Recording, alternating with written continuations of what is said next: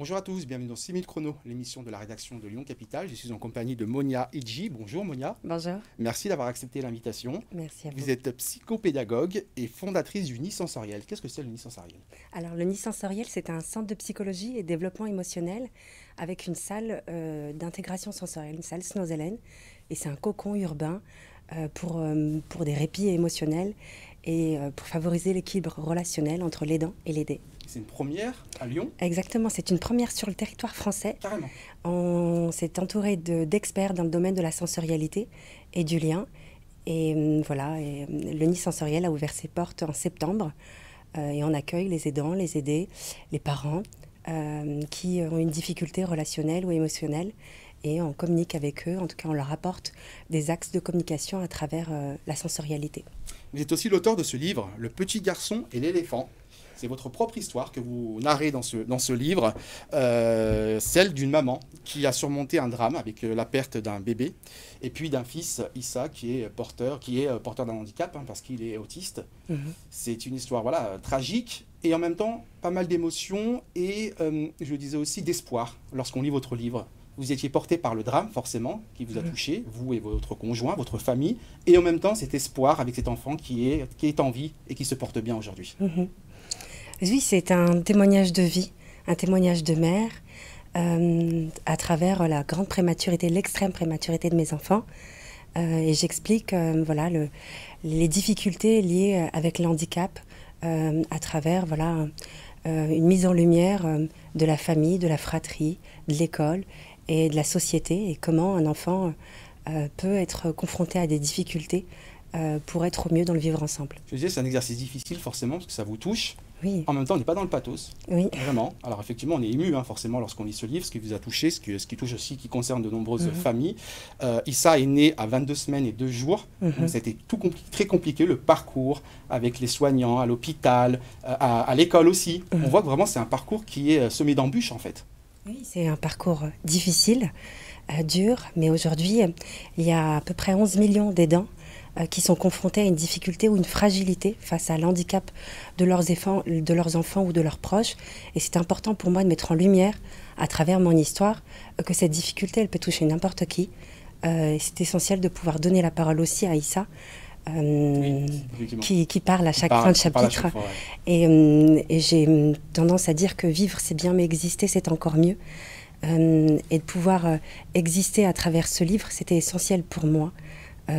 Et puis pour la petite histoire, c'est vrai que quand on est touché et quand on est face à un regard vierge d'expériences terrestres, comme j'ai pu l'être avec Isaac, on n'a qu'une envie, c'est de pouvoir se nourrir d'expériences. Donc ce livre, est-ce que c'est une sorte de thérapie?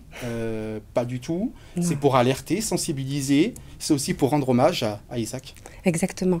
C'est plutôt une ode à l'espoir, à l'optimisme.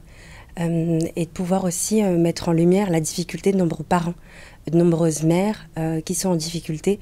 C'est plutôt de pouvoir alerter qu'aujourd'hui, le chemin est encore difficile pour ces enfants et puis pour ces aidants. Avec beaucoup de préjugés. Parce que pour certains, par exemple, l'autisme est une maladie et une maladie mentale, alors que pas du tout. Non, ce n'est pas une maladie, c'est un trouble neurodéveloppemental.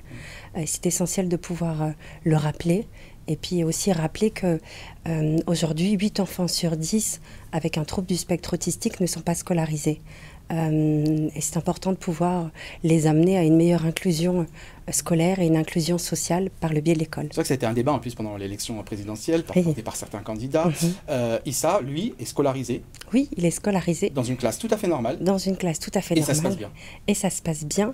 Évidemment, il est accompagné d'une aide humaine et il a toute une équipe de professionnels autour, très bienveillante, qui l'emmène à une inclusion la plus saine et la plus juste possible.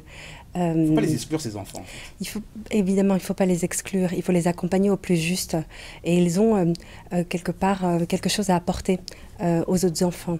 Et c'est essentiel de pouvoir donner une place plus juste à ces enfants et un accompagnement digne d'une école. Pour vous, on n'en fait pas assez. Dans Alors- quel domaine faudrait-il progresser, faudrait-il s'améliorer pour aider justement ces enfants et aussi ces accompagnants, vous avez raison de le dire. Alors oui, pour moi, je pense qu'on n'en fait pas assez dans le recrutement des AESH, dans la formation de ces professionnels qui sont en lien direct avec les enfants, dans la formation des enseignants aussi.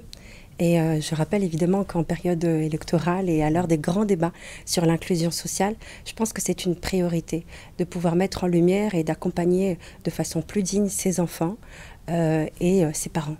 On l'a dit, hein, l'autisme, enfin, ne se soigne pas, mais on peut améliorer la qualité de vie. Oui. Est-ce que vous avez vu des progrès concernant justement Issa? Alors, il y a à peu près 8 ans en arrière, aujourd'hui Issa a 9 ans, on m'avait mis un pronostic assez difficile sur ses capacités à communiquer, à s'insérer, à rentrer dans les apprentissages.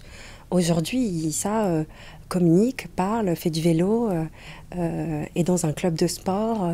Et il rentre tout juste dans les prémices de la lecture. Évidemment, peut-être que cette lecture sera juste et bonne quand il aura peut-être 12-13 ans, mais il aura en tout cas tous les codes pour pouvoir être autonome. Et quand on est parent, on n'a qu'une envie, c'est que ses enfants soient le plus autonomes possible et soient ouverts au monde. Et c'est important de pouvoir les accompagner. Merci beaucoup, Merci Monia à vous. Edji, d'avoir accepté l'invitation. Je remonte votre livre qui est disponible pour tous ceux qui le souhaitent, bien évidemment. Merci à tous d'avoir suivi cette émission. Rendez-vous sur votre site préféré, www.lyoncapital.fr.